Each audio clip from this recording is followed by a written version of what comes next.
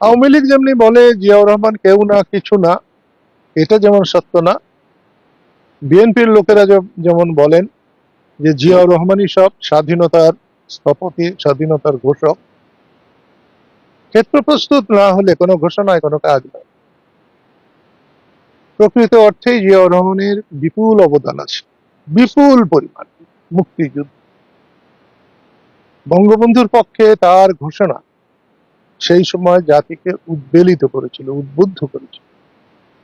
মুক্তিযুদ্ধের সময় প্রতিদিন স্বাধীন বাংলা বেতারে বঙ্গবন্ধুর পক্ষে জিয়াউর রহমানের কণ্ঠে স্বাধীনতার ঘোষণা প্রতিদিন বাজানো হয়েছে, শোনানো হয়েছে, এবং মানুষ সেটা শুনে সত্যিকার অর্থেই উদ্বেলিত হয়েছে, উৎসাহিত হয়েছে। সেই অর্থে নিশ্চয়ই জিয়াউর রহমান স্বাধীনতার ঘোষক।